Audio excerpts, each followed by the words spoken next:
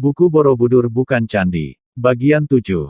Karya Santo Saba. Dibuat sebagai wacana keilmuan berdasar telaah dan kajian akademik yang masih bersifat subjektif. Hal ini perlu diteliti kembali oleh para ahli di bidangnya.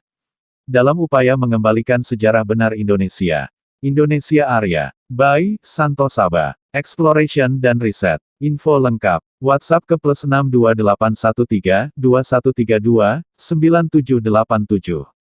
Borobudur dengan bentuk patung yang menyerupai Buddha, sesungguhnya adalah posisi samadhi para pertapa proses ritual nenek moyang kita untuk mencapai kesempurnaan sebagai manusia pada masa peradaban terdahulu di Sunda Land. Sangharama, Mahaviharya Paratera Arya, Fuana Cakapala, kini terpublikasi menjadi Borobudur. Sedangkan kata atau penamaan Borobudur adalah penamaan filolog Belanda yang tidak paham siapa sejatinya nenek moyang leluhur kita bangsa Indonesia terdahulu. Sangharama, Mahaviharya Paratera Arya, Fuana Cakapala. Kalimat di atas adalah bahasa leluhur bangsa Nusantara yang mendasari Sansekerta. Bahasa Sansekerta adalah bahasa leluhur kita bukan bahasa atau dari India. Sansekerta, yang disusun ulang oleh Panini, orang Pakistan pertama menulis tentang tata bahasa Sanskerta yang berjudul Astatyai. Buku tata bahasa Sanskerta memuat 3959 hukum tata bahasa Sanskerta ditulis abad ke-5 SM. Artinya Panini bukan yang membuat Sansekerta, dia hanya menyusun dari yang sudah ada.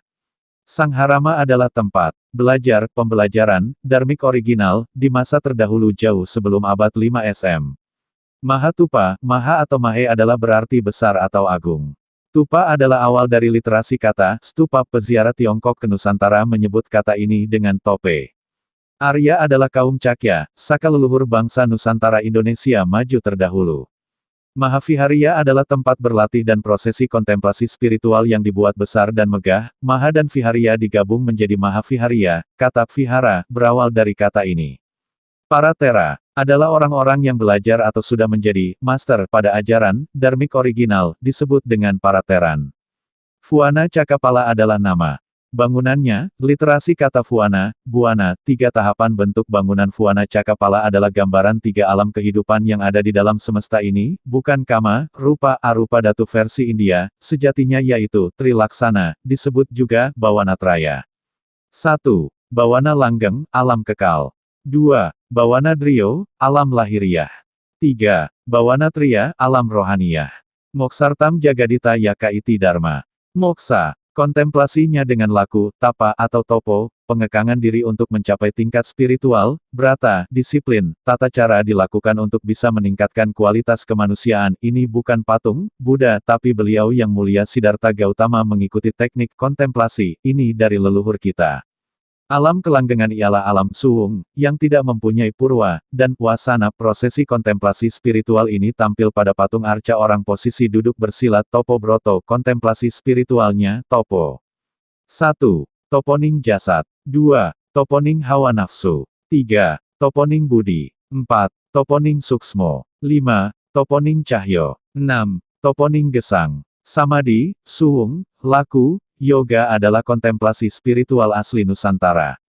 Jawa menyebut dengan topo broto. Tapa brata, istilah daerah Parahyangan. Bali menyebut upasana. Kamala di Sulawesi, kalau sedang melakukannya disebut akamala.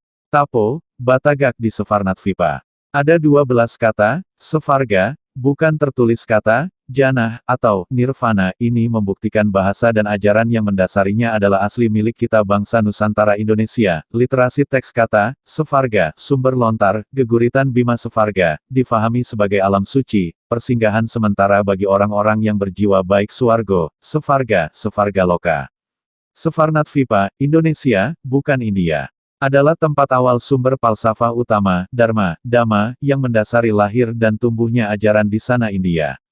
Hindu, Buddha, Jaina, bahkan Zoroaster, dibawa oleh para Brahman kaum Saka atau bangsa Arya. Inilah yang disebut sebagai Brahmanism, ajaran sebelum Veda dituliskan.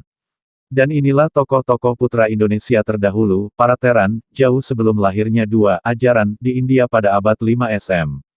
Dharmadasa 700 sampai 620 SM. Dharmapala 670 sampai 580 SM.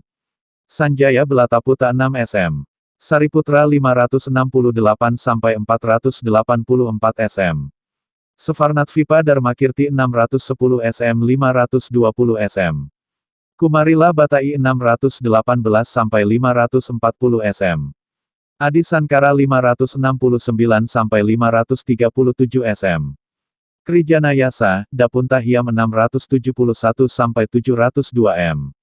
Mereka putra Nusantara dari Svarnatvipa, Sumatera Indonesia sumber awal, Dharmik original, yang kini tersimpan sempurna di Bali. Sangharama, pusat pembelajaran, Dharmik, di Svarnatvipa bernama, Dharmapala. Sangharama, cabang di India bernama, Nalada. Sangharama yang dibangun besar di Jafatvipa bernama Fuana Cakapala. Sangharama, Mahavihariya Paratera Arya. Fuana Cakapala, kini terpublikasi menjadi, Borobudur. Borobudur, adalah penamaan filolog Belanda yang tidak paham, siapa sejatinya nenek moyang leluhur kita. Borobudur dengan bentuk patung yang menyerupai Buddha, sesungguhnya adalah posisi samadhi para pertapa proses ritual nenek moyang kita. Yaitu posisi tahapan pencapaian pada tingkat tertinggi dalam samadhi, di sini kita harus berhati-hati dalam memaknai ajaran Hindu dan ajaran yang mendasari terbentuknya agama Hindu. Penulis tegaskan bahwa ajaran yang mendasari terbentuknya Hindu di India adalah ajaran yang ada di tanah Nusantara, yaitu yang berpijak pada ajaran Sang Pemberi Cahaya Sang Matahari, sebagai dasar falsafahnya. Dalam banyak tulisan agama Siwa atau ajaran asli Nusantara sebelum masuk ajaran Buddha, banyak yang menyebut dengan Hindu Siwa. Padahal yang sebenarnya ajaran Hindu yang di India dengan ajaran Siwa yang ada di Nusantara sangat berbeda sekali, adapun ada beberapa kesamaan dan kemiripan dalam hal nama itu adalah dikarenakan agama Hindu yang ada di India adalah berasal dari ajaran Siwa di Nusantara. Penamaan dewa-dewa yang ada pra-Hindu sepertinya menyerupai dan bahkan dianggap berasal dari nama dewa ajaran Hindu India. Penulis tegaskan nama itu adalah nama yang berasal dari sumber asli ajaran terdahulu pra-Hindu di Jawa. Ajaran tersebut pada akhirnya ada yang bertahan dan boleh dibilang hampir sirna terkecuali jika kita dengan teliti memahami lebih dalam pada falsafah inti mereka, ajaran tersebut masih tersisa pada ajaran Sunda wiwitan Baduy, Tengger dan Bali asli yang orang Bali sendiri sebut Bali Aga. Dewa Siwa adalah penamaan kepada Batara Guru, dan Maharaja Dewa, Mahadewa, diidentifikasikan erat dengan matahari dalam bentuk lokal asli agama kepercayaan luhur nenek moyang Nusantara atau pada masa Orde Baru agama asli ini disebut aliran kebatinan atau aliran kepercayaan. Kemudian agama ini berkembang di India menjadi Hindu yang dalam periode ajaran Praweda. Kepercayaan yang masih terasa adanya di saat masa sebelum Orde Baru di mana kepercayaan asli tradisional Nusantara masih boleh ada dan di masa Orde Baru kepercayaan tersebut terpaksa harus bernama Hindu, padahal ajaran Hindu sendiri berbeda dengan ajaran asli masyarakat Nusantara. Sebuah keyakinan tentang Trimurti adalah ajaran asli Nusantara yang mendasari ajaran Hindu keberadaannya dapat diketahui pada masa yang disebut Praweda di India dan penamaannya pun mengikuti nama ajaran aslinya, yang terdiri dari 1. Brahma, sebagai sang pencipta. 2. Vishnu atau Wisnu, sebagai sang pemelihara. 3. Ciwa atau Siwa, sebagai sang pelebur, pelebur menyatukan, Hindu India, Siwa, perusak. Penulis beri cuplikan sedikit tentang ajaran asli Nusantara yang terlihat dalam ajaran nenek moyang pada suku Jawa. Tata budidaya suci Jawa Hawuning. Nama ajaran atau falsafah asli yang masih tersisa di tanah Jawa disebut dengan agama suci Hawuning. Di sini penulis kutipkan sedikit dari tulisan yang masih berbahasa Jawa. Kanggo jembarake papan panggonane, wong-wong mau pada nekat ngrambah alas ngelanjak bumi Teluk Lodan. Wong saka nusa tempa besi kuwi kapercayan, agamane ngadep manembah ning Dewa Srengenge, Dewa Geni. Kata Dewa Srengenge atau Dewa Agni. Sang matahari adalah bukti bahwa mereka bukan penganut animisme atau dinamisme. Juga mari kita lihat pada ajaran luhur suku Sunda. Ajaran atau falsafah yang tampil pada bentuk patung dan stupa pada Borobudur adalah penggambaran ajaran moral agama asli Nusantara. Hal itu dapat kita artikan secara garis besar melalui falsafah Sunda wiwitan adalah 2. Ajaran moral keagamaan dalam bentuk dialog antara pendeta utama dengan Pewah Batara Sri, penguasa alam kahyangan, dan Pewah Sang Hyang Sri, penjaga alam kasurgaan. Tampil pada relief Borobudur. Ditekankan bahwa setiap makhluk yang ada di jagat raya, baik di bumi sakala maupun di buana niskala, hendaknya mampu menjalankan tugasnya masing-masing. Yaitu sesuai dengan kadar bayu, kekuatan, sabda, suara, dan hedap iktikat yang diterima dari Sang Pencipta. Manusia pun hendaknya mampu menyeimbangkan bayu, sabda, dan hedapnya masing-masing melalui berbagai kegiatan tapa pengabdian, lahir dan batin agar kelak bisa kembali ke kodratnya bagaikan dewa. Selain itu, dalam melaksanakan tapa manusia hendaknya diiringi oleh penuh rasa keikhlasan, jangan rakus, jangan mengambil hak yang lain supaya tidak tersesat kembali ke bumi sakala dan mengalami sengsara. Apabila hendak berbuat kebajikan, janganlah setengah hati. Itulah kodrat pendeta dan hakikat pertapaannya yang dilakukan tak kenal siang dan malam. Janganlah menjalankan tapa yang salah. Yaitu tapanya orang yang suka menyiksa badan, berlebihan dalam hal kekuasaan, terperdaya oleh isi hati, dan tersesat karena berahi. Itulah perilaku yang tak bermanfaat. Menjadi pendeta, janganlah hanya mengaku-aku, melainkan hendaknya disertai kekuasaan sejati. 1. Kembali ke alam dunia dalam wujud yang derajatnya lebih rendah, menjadi hewan, tumbuhan atau benda lainnya sesuai dengan kepercayaan reinkarnasi, dan 2. Menuju alam niskala, bahkan terus ke alam jati niskala, menyatu dengan kehidupan dewa dan kemudian Mahadewa. Itulah beberapa makna yang bisa penulis tampilkan dalam membaca bentuk patung arca yang ada di Borobudur, yang sesuai dengan gambaran yang ada pada relief Borobudur dan untuk lebih jelas lagi penulis akan paparkan pada bahasan detail relief Borobudur. Di bawah ini adalah falsafah yang tersisa pada masyarakat Jawa Barat atau Sunda, lihat apakah ada kesamaan antara kepercayaan asli suku Jawa dan Sunda. Falsafah ini juga tampil dalam relief Borobudur dalam beberapa adegan dan perlambang. Buana Jati Niskala adalah alam kemahagaiban sejati sebagai tempat tertinggi di jagat raya. Penghuninya adalah Zat Mahatunggal yang disebut Sang Hyang Mano. Mano dalam bahasa Sunda adalah mata, Zat Maha Pencipta yang disebut Si Ijuna Jati Nistemen. Zat inilah yang berada di tingkat kegaiban dan kekuasaannya paling tinggi. Dialah pencipta batas, tetapi tak terkena batas. Dengan demikian, tiap-tiap alam mempunyai penghuninya masing-masing yang wujud, sifat, tingkat, dan tugas, kewenangannya berbeda. Inti pola dasar ajaran asli Nusantara adalah berbuat baik dan benar yang dilandasi oleh kelembutan rasa welas asih. Pola dasar tersebut diterapkan melalui Tridharma tiga kebaikan, yaitu sebagai pemandu ukuran, nilai atas keagungan diri seseorang, derajat manusia diukur berdasarkan Dharma kebaikan. Inilah dharmik original yang tersimpan pada budaya Sunda. 1. Dharma Bakti, ialah seseorang yang telah menjalankan budi kebaikan terhadap diri, keluarga serta di lingkungan kecil tempat ia hidup, manusianya bergelar manusia utama. 2. Dharma Suci, ialah seseorang yang telah menjalankan budi kebaikan terhadap bangsa dan negara, manusianya bergelar manusia unggul paripurna, menjadi idola. 3. Dharma Agung, ialah seseorang yang telah menjalankan budi kebaikan terhadap segala peri kehidupan baik yang terlihat maupun yang tidak terlihat, yang tercium, yang tersentuh dan tidak tersentuh, segala kebaikan yang tidak terbatasi oleh ruang dan waktu, manusianya bergelar manusia adiluhung, Batara Guru. Inilah ajaran leluhur bangsa Nusantara Indonesia terdahulu dharmik original. Nilai-nilai yang terkandung di dalam Tridharma ini kelak menjadi pokok ajaran Budi Dharma, Buddha, yang mengutamakan budi kebaikan sebagai bukti dan bakti rasa welas asih terhadap segala kehidupan untuk mencapai kebahagiaan, atau pembebasan diri dari kesengsaraan. Ajaran ini kelak dilanjutkan dan dikembangkan oleh salah seorang tokoh Mahaguru Rasi Sakyamuni, Siddhartha Gautama, Sang Buddha, seorang putra mahkota kerajaan Kapilawastu di Nepal, India.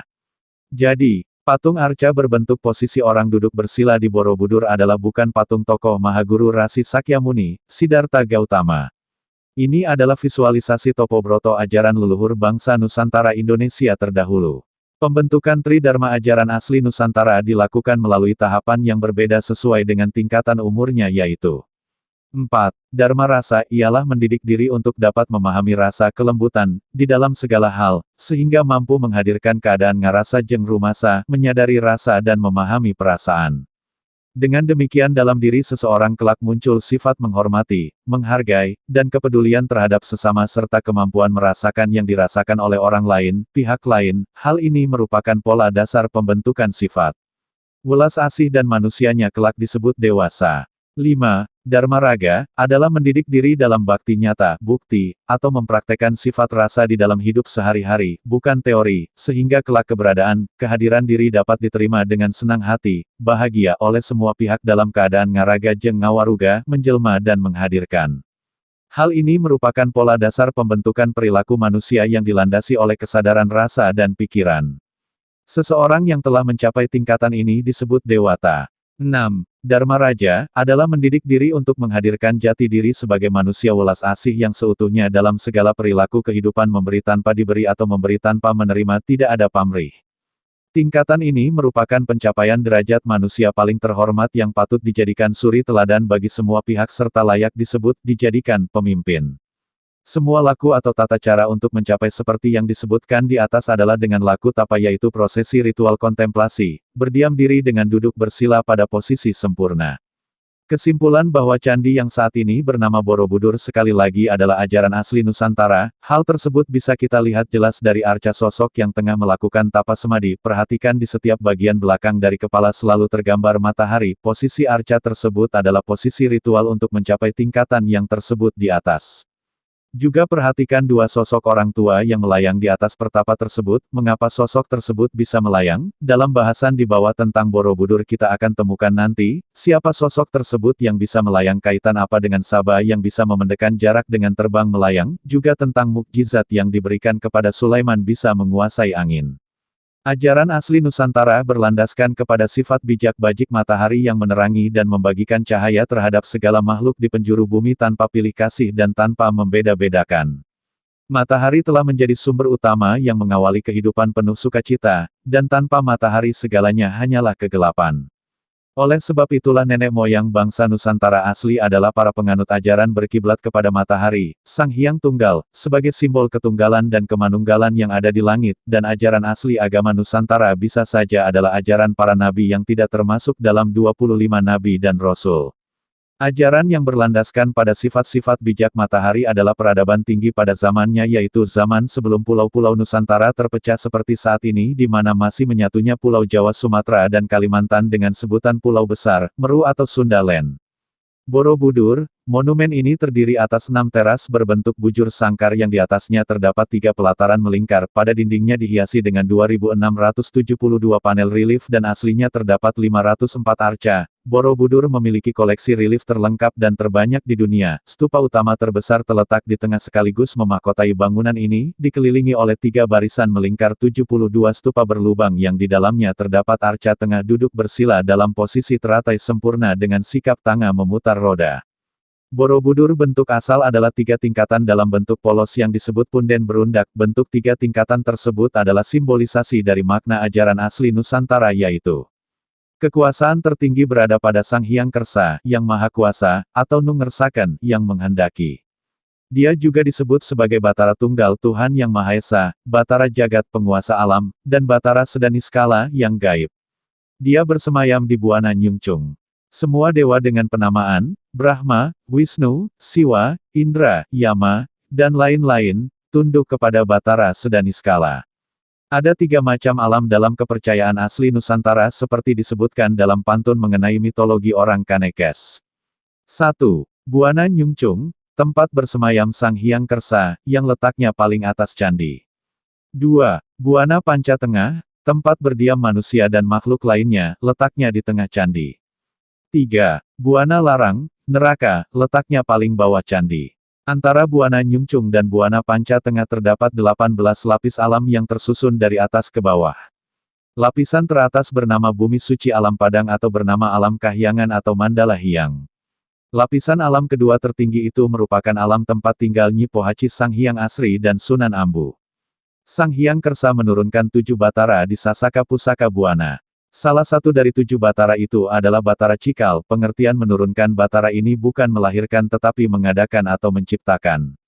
Sekali lagi ditegaskan kata-kata di atas tidak atau bukan istilah Hindu-India. Hal inilah yang mendasari penulis bahwa Candi Borobudur itu adalah ajaran asli Nusantara. Ini merupakan tempat ritual pemujaan kepada Sang Dewara, Dewa Matahari sebagai simbol di mana pada bagian atas candi yang disusun atas kesamaan bentuk hampir di semua candi besar yaitu punden berundak, sedangkan proses penyempurnaan Candi Borobudur yang terdiri atas 3 susun adalah berdasarkan 3 tahapan buana yaitu 1. Buana Nyungcung, tempat bersemayam Sang Hyang Kersa, bagian letaknya paling atas candi. 2. Buana Panca Tengah, tempat berdiam manusia dan makhluk lainnya, bagian tengah candi. 3. Buana Larang, neraka, letaknya paling bawah, dasar candi. Sekali lagi penulis tegaskan bahwa candi-candi di Jawa adalah ajaran asli Nusantara, bukan yang berasal dari India, tapi candi-candi yang ada di tanah Jawa adalah candi yang dibuat oleh nenek moyang kita sendiri, peradaban tinggi yang luhur peradaban asli Nusantara. Di bawah nanti kita akan meneliti apa sebenarnya Hindu tersebut, bagaimana bisa penulis mengklaim Hindu India adalah berasal dari ajaran yang berada di Nusantara. Setelah kita membaca tulisan ini nanti kita bisa fahami dan membuktikan bahwa ajaran asli Nusantara adalah ajaran yang lahir dan tumbuh di Nusantara tidak dari India. Mari kita ikuti pemaparannya. Sebelum kita membahas secara detail tentang Wangsa Sailendra, apakah benar dinasti Sailendra yang membangun Borobudur? Untuk lebih lengkapnya mari kita ketahui sejarah berdiri dan masa kerajaan yang ada di Nusantara. Angka tahun kerajaan yang disebutkan nanti adalah angka tahun yang masih mengikuti catatan mainstream saat ini. Angka tahun penulisan sejarah harus direvisi dan diklarifikasi ulang. Karena penghitungan awal tahun Saka di prasasti telah terlanjur dihitung tahun 78 Masehi.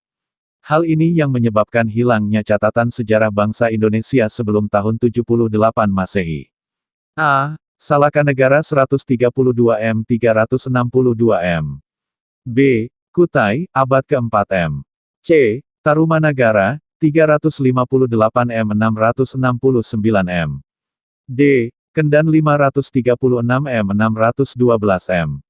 E. Galuh 612 M 1528 M. F. Kalingga, abad 6-7 M. G. Sriwijaya, abad 7-13 M. H. Sailendra, abad 8-9 M. I. Kerajaan Medang, 752-1006 M. J. Kerajaan Kahuripan, tahun 1006 sampai tahun 1045 M. K. Kerajaan Sunda, 932-1579 M. L. Kediri, tahun 1045 sampai tahun 1221 M. M. Darmasraya, abad 12 sampai 14 M. N. Singhasari, tahun 1222 sampai tahun 1292 M. U. Majapahit, tahun 1293 sampai tahun 1500 M. P. Malayapura, abad 14 sampai 15 M. Angka tahun kerajaan yang disebutkan tadi adalah angka tahun yang masih mengikuti catatan mainstream saat ini. Angka tahun penulisan sejarah harus direvisi dan diklarifikasi ulang. Karena penghitungan awal tahun Saka di prasasti telah terlanjur dihitung tahun 78 Masehi. Hal ini yang menyebabkan hilangnya catatan sejarah bangsa Indonesia sebelum tahun 78 Masehi. Borobudur tidak dibangun oleh Wangsa Sailendra dan bukan dibuat oleh arsitek Gunadarma. Inilah penjelasannya. Wangsa Sailendra atau Shailendra adalah nama wangsa atau dinasti raja-raja yang berkuasa di Sriwijaya. Asal-usul wangsa ini masih diperdebatkan oleh ahli sejarah, ada yang menyebutkan dari Sumatera, Jawa, Kamboja, Funan dan India. Candi Borobudur tersebut sudah ada sebelum Sriwijaya dan Wangsa Sailendra ada. Candi itulah sebagai bukti adanya ajaran Siwa. Agama Siwa, agama asli Nusantara seperti penjelasan di atas tentang ajaran bijak sang pemberi cahaya, yaitu ajaran bijak berkiblat kepada sang matahari dengan Siwa sebagai pengejawantahannya, dan masyarakat terdahulu menyebutnya agama Siwa, dan masa puncaknya pada peradaban yang di kemudian hari bernama Saba. Dalam beberapa keterangan tentang agama Nusantara terdahulu dalam pengelompokan candi, pada masa sekarang menyebutkan dengan kata Hindu Siwa, untuk membedakan anggapan antara candi Buddha dan bukan Buddha. Sebutan Hindu Siwa terdapat pada semua penjelasan tentang candi yang dianggap bukan candi Buddha yang ditulis pada buku atau catatan dan penjelasan tentang candi yang beredar saat ini. Setelah penulis selidiki tentang agama Hindu di India dengan ajaran yang ada di Nusantara yang disebut Hindu, banyak perbedaan yang mendasar. Ajaran asli Nusantara agama Siwa yang terpaksa harus bernama Hindu. Hal ini dapat kita temukan pada masyarakat yang secara alami mengisolir diri. Falsafah itu masih terlihat ada pada kepercayaan tradisional suku Baduy, Tengger, Kaharingan dan Bali yang pada masa Orde Baru pandangan beragama tersebut bernama aliran kepercayaan. Keterangan yang beredar dan tertulis di hampir semua buku dan catatan sejarah tentang candi ini, Borobudur mulai dibangun pada tahun 770 M dan selesai tahun 825 Masehi dibangun oleh klien Sailendra dengan arsitek Gunadarma. Hal ini adalah hal yang kurang tepat. Nama Gunadarma tidak ditemui dalam wangsa dan silsilah kerajaan dinasti Sailendra dari mana dan siapakah Gunadarma itu. Mari kita lihat penjelasan selanjutnya setelah kita meneliti tahun dan masa berkuasanya dinasti Sailendra dan klaim pembangunannya pada tahun 770 M. Kasparis pun menulis tentang kapan membangunnya hanya berdasar perkiraan. Kejadian apa dan kerajaan apa serta berfaham apa kerajaan di tanah Jawa pada tahun tersebut. Nama Gunadarma, hanya ditemukan dalam cerita mitos Jawa, cerita tentang perbukitan Gunung Manore, perbukitan yang bentuknya menyerupai punggung manusia. Dalam menyingkap suatu tulisan penjelasan tentang fakta sejarah, bisa dapat terbukti berdasarkan prasasti yang ada, selama prasasti tersebut tidak mengalami perubahan fisik dan pendistorsian maksud dari apa yang tertera dalam prasasti tersebut, untuk membuktikan apakah benar Wangsa Sailendra yang mendirikan atau membangun Borobudur, mari kita ikuti pemaparan ini. Nama Sailendra banyak tertulis dalam prasasti dengan variasi imbuhan di awal maupun di akhir kata Sailendra. 1. Sailendra Vamsa pertama kali dijumpai dalam prasasti Kalasan dari tahun 778 m. 2. Sailendra Gurubis, Sailendra Wansati Laksya, Sailendra Raja Gurupis prasasti Kelurak dari tahun 782 m. 3. Sailendra Wansati Lakena dalam prasasti Abayagiri Wihara dari tahun 792 m. 4. Darmatungadewa Sailendra dalam prasasti Sojomerto dari tahun 700 m. 5. Selendranama dalam prasasti Kayumwungan dari tahun 824 m. 6. Di luar Nusantara nama Sailendra ditemukan dalam prasasti Ligor dan Nalada 775 m. Semua penemuan prasasti adalah benar juga dengan catatan tahun perkiraan yang tertulis pada prasasti tersebut. Tapi semua prasasti tersebut adalah catatan tahun tentang keterangan yang ada pada batu atau media apapun tentang tahun. Catatan tahun dalam prasasti dapat ditafsirkan beberapa hal, ini bisa menunjukkan catatan kejadian sejarah penobatan, bisa juga catatan tentang dimulainya suatu kekuasaan baru atau sebuah deklarasi raja tentang maklumat. Tidak berarti pula bahwa suatu benda bersejarah, dalam hal ini Candi Borobudur dibangun pada masa angka tahun tertulis pada prasasti tersebut. Kita amati asal-muasal Sailendra menurut para ahli sejarah dengan beberapa teori yang mereka ajukan tentang asal-usul Sailendra sebagai berikut. A. Teori India, tentang asal-usul Sailendra oleh sejarawan Majumdar dan Nilakanta Sastri juga Moens, berpendapat bahwa keturunan Sailendra adalah dari India yang berasal dari Kalingga, India Selatan, yaitu pada tahun 683 m. Keluarga ini melarikan diri ke Jawa karena terdesak oleh tentara Dapunta Hyang. B. Teori Koedes, berpendapat bahwa keturunan Sailendra adalah dari Funan Kamboja, yaitu pada abad ke-8 m. Keluarga ini melarikan diri ke Jawa karena terjadi huru-hara di Funan Kamboja. C. Teori Nusantara, yang diperkuat oleh Purbacaraka berdasarkan carita Parahyangan, dan penafsiran beberapa prasasti yang ditemukan di antaranya prasasti Kota Kapur yang menyebutkan kerajaan Sriwijaya Sumatera menyerang kerajaan Tarumanagara. Pada prasasti Sojomerto terdapat gelar untuk Sailendra sebagai Dapunta Selendra, nama ayahnya, nama ibunya Badrawati dan nama istrinya Sampula berbahasa Melayu kuna. Nama-nama tersebut bukan nama bahasa Sansekerta, hal ini membuktikan bahwa nama tersebut asli Nusantara. Berdasarkan carita Parahyangan, Sanjaya dan keturunannya adalah raja-raja dari keluarga Sailendra asli Nusantara dan menganut agama Siwa. Agama asli Nusantara seperti penjelasan di atas tentang ajaran bijak Sang Pemberi Cahaya, yaitu ajaran bijak Sang Matahari dengan Siwa sebagai pengejawantahannya, di sini jelas menegaskan tentang Sailendra yang bukan beragama Buddha. Di dalam prasasti Raja Sanhara terdapat keterangan yang menjelaskan tentang Rakai Panaraban atau Rakai Tamperan yang atas perintah ayahnya Sanjaya untuk pindah agama dari agama atau aliran yang pada masa itu disebut aliran Saiwa atau agama Siwa, agama asli Nusantara, yaitu aliran yang ditakuti semua orang, menjadi agama Buddha. Tentang Sanjaya tertulis pada prasasti Canggal. Pada prasasti tersebut tertulis keterangan yang menjelaskan bahwa Sanjaya mendirikan sebuah lingga di Bukit Stiranga untuk keselamatan rakyatnya. Pendahulu Sanjaya adalah Raja Sana yang beristrikan Sanaha dan melahirkan Sanjaya. Kita bisa perhatikan nama ayah dan ibu Sanjaya tidak terlihat bahwa nama tersebut bercirikan dari India. Nama tersebut adalah nama yang sangat sering kita dengar di bumi Nusantara, begitu juga dengan simbol falsafah lingga. Lingga adalah simbol sebuah kejantanan berupa benda atau batu yang berdiri tegak, menggambarkan kejantanan dan sumber kehidupan. Biasanya ada juga pasangan yang merupakan simbol kewanitaan, yaitu Ioni. Hal ini jelas tampil pada relief Candi Suku. Pada ajaran selain ajaran asli Nusantara tidak terdapat ikonografi tentang lingga sebagai simbol kejantanan dan Ioni sebagai simbol kesuburan atau feminisme, kelembutan seorang sosok ibu. Berdasarkan pada carita Parahyangan, keluarga Sailendra adalah berasal dari Pulau Jawa yang mendapat pengaruh dari Sriwijaya Sumatera. Tokoh Sana dan Sanjaya berkaitan erat dengan kerajaan Sunda dan kerajaan Galuh. Mereka pada awalnya beragama Siwa, yaitu ajaran bijak Sang Matahari dengan Siwa sebagai pengejawantahannya. Begitu juga agama pada masa kerajaan Tarumanagara dan Holing atau Kalingga. Dalam penjelasan di atas jelas bahwa Wangsa Sailendra mempunyai agama asli yang disebut agama Siwa. Para sejarawan barat yang membuat perbedaan dan pemisahan antara Wangsa Sailendra dan Wangsa Sanjaya yang disebutkan bahwa Wangsa Sanjaya penganut Buddha Mahayana dan membangun beberapa candi, hal tersebut kurang tepat. Wangsa Sailendra dan Wangsa Sanjaya adalah satu keturunan yang semuanya merupakan keturunan yang sama, mereka semua beragama Siwa dan tidak pernah membangun candi baru. Candi-candi yang ada pada masa Sailendra sampai pada masa Sang Rama Vijayotungga adalah beragama Siwa.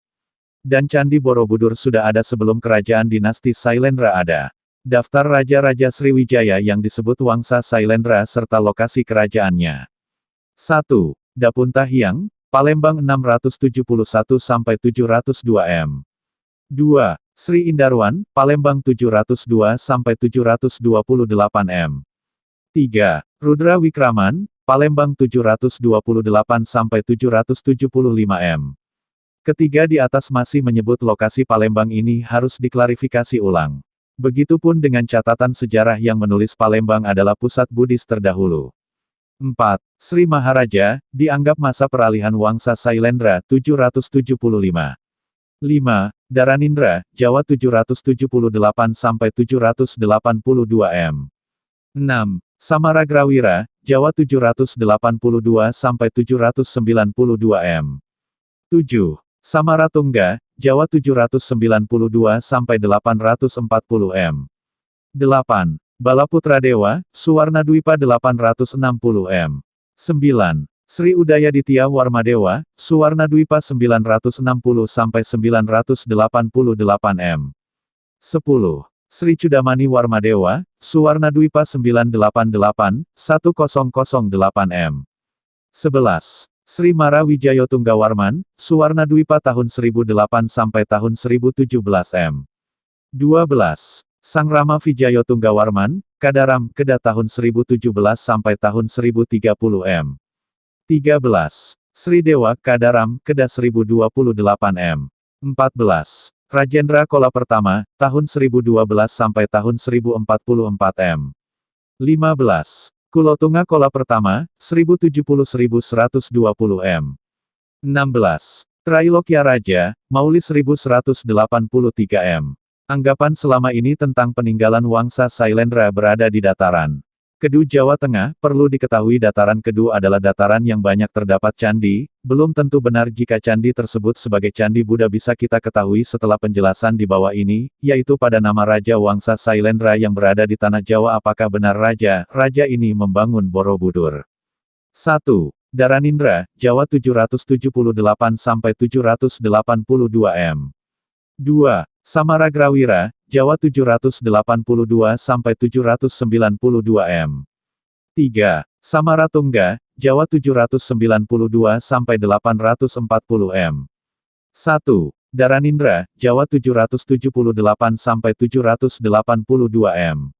Daranindra adalah raja dari Wangsa Sailendra di Tanah Jawa yang memerintah 778-782 m. Namanya ditemukan dalam prasasti Kelurak dengan gelar Sri Sanggrama Dananjaya, berhasil melebarkan wilayah kekuasaannya sampai ke Semenanjung Malaya dan daratan Indochina. Sejarawan Slamet Mulyana menyebut Daranindra identik dengan Sri Maharaja Rakai Panunggalan, raja ketiga Kerajaan Medang periode Jawa Tengah, atau Kerajaan Mataram kuno. Dalam prasasti Ligor, prasasti ini ada dua sisi, memuat istilah Sarwai Madawi Matana. Menurut sejarawan George Coedes, istilah ini dikeluarkan oleh Maharaja Wisnu. Menurut teori Slamet Muljana, Daranindra sebagai Raja Jawa telah berhasil menaklukkan Kerajaan Sriwijaya termasuk daerah bawahannya di Semenanjung Malaya. Prasasti Ligor adalah prasasti yang berisi puji-pujian untuk dirinya sebagai penjelmaan Wisnu. Ada perbedaan pemahaman antara sejarawan Coedes dan Slamet dalam pengertian Maharaja Wisnu, yaitu anggapan Maharaja Wisnu adalah ayah dan Maharaja Wisnu adalah dirinya sendiri Daranindra. Yang menjadi catatan besar dalam bahasan di atas adalah kata Wisnu. Dalam ajaran Buddha tidak ditemukan kata Wisnu, kata yang selalu akrab dengan Siwa yaitu pemahaman dan falsafah asli Nusantara, ajaran bijak Sang Pemberi Cahaya yaitu ajaran bijak Sang Matahari dengan Siwa sebagai pengejawantahannya. Di sini jelas bahwa Raja Daranindra, raja dari Wangsa Sailendra di Tanah Jawa yang memerintah 778-782 m menganut ajaran asli Nusantara bukan Hindu atau Buddha yang terlahir di India. Jadi bagaimana seorang raja akan membangun candi yang dianggap candi Buddha sementara dia sendiri penganut ajaran Siwa, apalagi diketahui dari prasastinya tentang puji-pujian terhadap diri terlihat jelas. Kesimpulan yang didapat terhadap Raja Dharanindra adalah beliau seorang penganut ajaran Siwa diketahui dengan istilah Wisnu, dan Borobudur ada sebelum Wangsa Sailendra ada. Hal ini adalah tempat peribadatan bahkan monumen agama Siwa, yaitu agama asli Nusantara ajaran bijak sang pemberi cahaya ajaran sang matahari sebagai kiblat dengan Siwa sebagai pengejawantahannya, dharmik original. 2. Samaragrawira, Jawa 782-792 m. Dalam prasasti Kelurak 782 m, disebutkan bahwa Samaragrawira identik dengan Rakai Warak, adalah putra dari Dharanindra, dan dalam prasasti Nalada Samaragrawira mempunyai putra Balaputra Dewa, berdasarkan prasasti Kayumwungan 824 m, Samaragrawira mempunyai putra Samaratungga dan ia mempunyai putri Pramowardhani. Tentunya mempunyai falsafah yang tidak beda dengan pendahulunya yaitu pemahaman dan falsafah asli Nusantara, ajaran bijak sang pemberi cahaya yaitu ajaran bijak sang matahari dengan Siwa sebagai pengejawantahannya. Di sini jelas bahwa Raja Dharanindra ia mempunyai keturunan putri Pramowardhani berkeyakinan sama dengan pendahulunya beragama Siwa, bukan Buddha dan tidak membangun Borobudur. 3. Samaratungga, Jawa 792-840 m. Sri Maharaja Samarotungga adalah Raja Kerajaan Medang dari Wangsa Shailendra, menikahi Dewi Taraf Putri Dharmasetu penguasa Sriwijaya terdahulu dan mempunyai putra Balaputra Dewa dan Pramudawardhani. Pramudawardhani menikah dengan Rakai Pikatan putra Sri Maharaja Rakai Garung atau Empu Palar, Raja kelima Kerajaan Medang, tertuang dalam Prasasti Kayumwungan atau Prasasti Karangtengah, tanggal 26 Mei tahun 824 m. Dalam prasasti Kayumwungan tertuliskan dalam dua bahasa, bahasa Sansekerta bagian pertama, bahasa Jawa kuno bagian kedua. Pada bagian kedua ini yang berbahasa Jawa kuno dikeluarkan oleh Rakai Patapan Empu Palar, tertulis Simaswatantra yaitu menghadiahkan beberapa desa untuk merawat candi, juga prasasti Jinalaya yang berisi cara merawat candi. Nama Empu Palar tertulis dalam prasasti Gandasuli tahun 832 m, yaitu Dangkarayan Patapan Sida Busu Pelar gelar terakhir Empu Palar adalah Haji.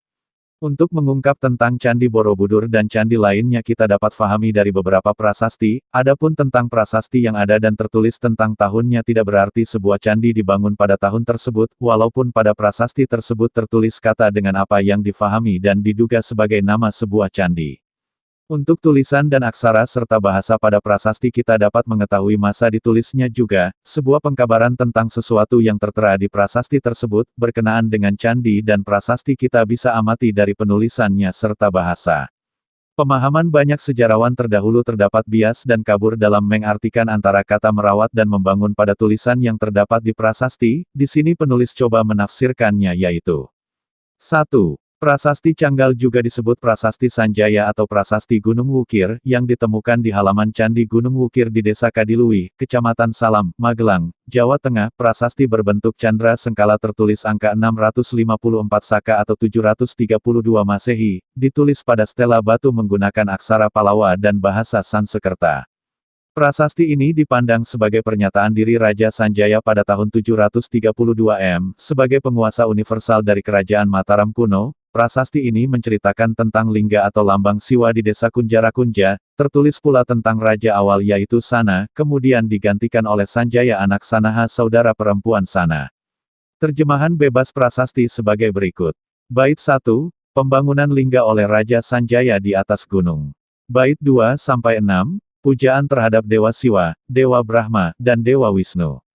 Bait 7, Pulau Jawa yang sangat makmur, kaya akan tambang emas dan banyak menghasilkan padi, di pulau itu didirikan Candi Siwa demi kebahagiaan penduduk dengan bantuan dari penduduk Kunjarakunja desa. Bait 8-9, Pulau Jawa yang dahulu diperintah oleh Raja Sana, yang sangat bijaksana, adil dalam tindakannya, perwira dalam peperangan, bermurah hati kepada rakyatnya, ketika wafat negara berkabung, sedih kehilangan pelindung. Bait 10-11, Pengganti Raja Sana yaitu putranya bernama Sanjaya yang diibaratkan matahari, kekuasaan tidak langsung diserahkan kepadanya oleh Raja Sana tetapi melalui kakak perempuannya, Sanaha. Bait 12, Kesejahteraan, Keamanan, dan Ketentraman Negara, rakyat dapat tidur di tengah jalan, tidak usah takut akan pencuri dan penyamun atau akan terjadi kejahatan lainnya, rakyat hidup serba senang. Pada prasasti Canggal kita dapatkan beberapa poin kata kunci yaitu pada tahun 732 Masehi Sanjaya berkuasa, pemujaan dilakukan kepada Dewa Siwa, Dewa Brahma, dan Dewa Wisnu. Hal ini menjelaskan bahwa Sanjaya bukan beragama Buddha. Perlu diingat pula dewa yang disebut di atas adalah dewa yang bukan versi Hindu India tapi versi asli kepercayaan Nusantara. Hal ini bisa ditegaskan dengan penghormatan Sanjaya kepada Sana diibaratkan seperti matahari. Bait 10-11. Di dalam Hindu versi India dan Buddha tidak ditemukan ikonografi atau simbol matahari sebagai sesuatu yang tinggi dalam pemujaan. Pada bait 7 tertulis di pulau itu didirikan Candi Siwa, di sini kata didirikan mempunyai arti maksud telah didirikan atau juga bukan akan didirikan, yaitu kata penghormatan kepada nenek moyang terdahulu, yang juga menjelaskan bahwa nenek moyang kami dari masa terdahulu sudah membangun Candi Megah ini adalah bahasa prestise. Bahasa bergengsi yang berusaha mengangkat derajat diri si pemberi pengumuman dengan menyebutkan salah satu kehebatan terdahulunya. Bahwa dari dahulu, keturunan kami sudah hebat, begitu yang ingin disampaikan pada arti kata tertulis di pulau itu didirikan Candi Siwa.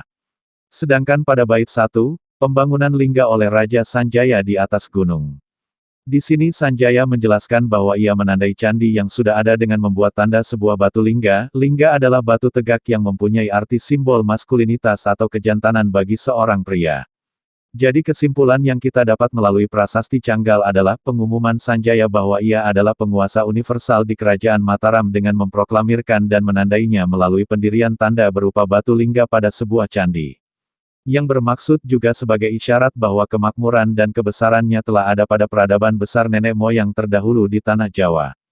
Dan saya adalah penerus dari nenek moyang yang hebat sejak zaman dahulu dengan bukti candi ini yang besar. Saya keturunannya akan merawat warisan leluhur kami. Ini saya tandai komitmen untuk merawat dengan menancapkan batu lingga di muka candi. Begitu kira-kira maksudnya Sanjaya.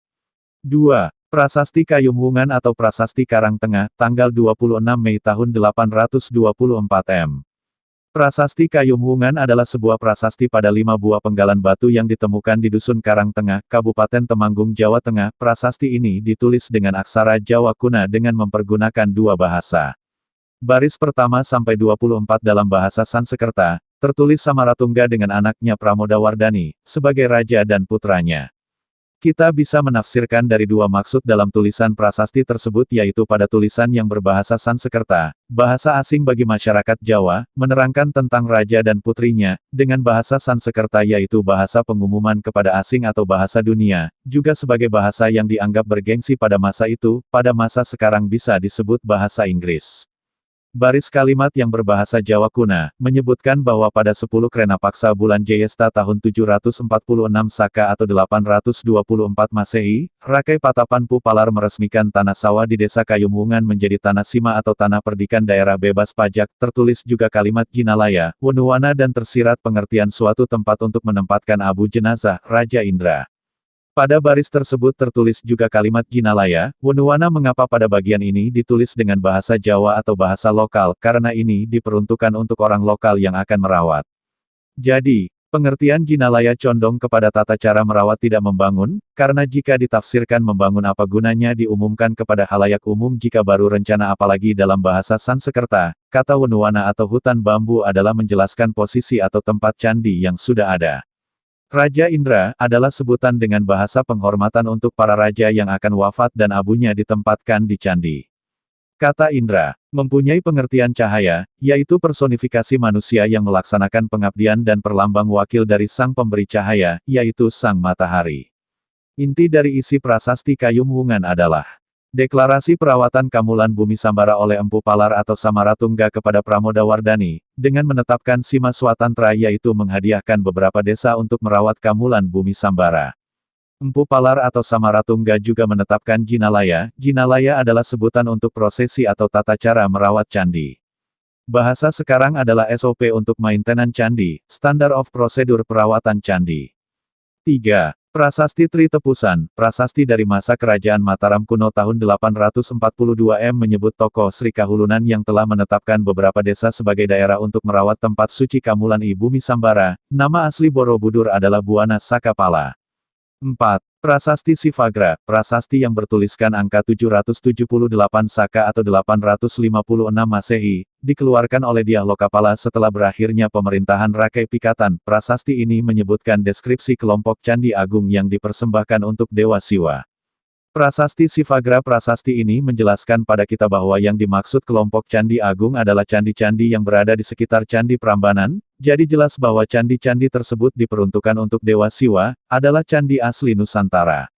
5. Prasasti Nalada, prasasti ini terdapat di Nalada, Bihar India bertuliskan angka 860, penafsiran terhadap prasasti ini adalah, Sri Maharaja di Suwarna Dwipa, Balaputra Dewa anak Samargrawira cucu dari Sailendra Vamsatilaka, Mustika keluarga Sailendra, dengan julukan Sri Viravairimatana, pembunuh pahlawan musuh Raja Jawa yang menikah dengan Taraf Putra Darmasetu. Prasasti Nalada, adalah bukti bahwa Wangsa Sailendra berkuasa sampai ke India. Kita telah ketahui bahwa agama Siwa adalah agama yang dianut oleh Wangsa atau dinasti Sailendra. Hal inilah yang menjadi dasar penulis berkesimpulan, bahwa agama Hindu di India adalah bermula dan berpangkal dari ajaran luhur nenek moyang Nusantara, yaitu agama asli Nusantara ajaran bijak sang pemberi cahaya ajaran sang matahari sebagai kiblat dengan Siwa sebagai pengejuwantahannya, melakukan pujaan terhadap Dewa Siwa, Dewa Brahma, dan Dewa Wisnu. Pada prasasti yang menyebutkan nama yang sama Kamulan Ibumi Sambara pada prasasti Kayumwungan atau prasasti Karangtengah, tanggal 26 Mei tahun 824 M. Dan prasasti Tri Tepusan tahun 842 M, pada prasasti yang bertuliskan angka tahun yang berbeda pasti tentunya menjelaskan bukan tahun pembuatan, kita bisa ambil kesimpulan dua tokoh raja tersebut menyatakan deklarasi perawatan. Kita bisa ambil kesimpulan dari beberapa prasasti yang dijelaskan di atas yaitu, bahwa keterangan tahun tertulis bukan menjelaskan angka tahun pendirian candi, tapi angka tahun di mana saat deklarasi seorang raja kepada bangunan megah yaitu candi untuk merawatnya. Jika ditafsirkan angka tahun yang tertera di prasasti adalah angka pendirian, hal ini tidak mungkin. Kesimpulan sudah kita dapat bahwa Borobudur tidak dibangun oleh Wangsa Shailendra dan bukan dibuat oleh arsitek Gunadarma. Buku Borobudur bukan candi. Bagian 7 lanjut ke 8. Karya Santosaba. Dibuat sebagai wacana keilmuan berdasar telaah dan kajian akademik yang masih bersifat subjektif. Hal ini perlu diteliti kembali oleh para ahli di bidangnya. Dalam upaya mengembalikan sejarah benar Indonesia. Indonesia Arya. By Santosaba. Exploration dan Riset. Info lengkap. WhatsApp ke +62813 2132 9787.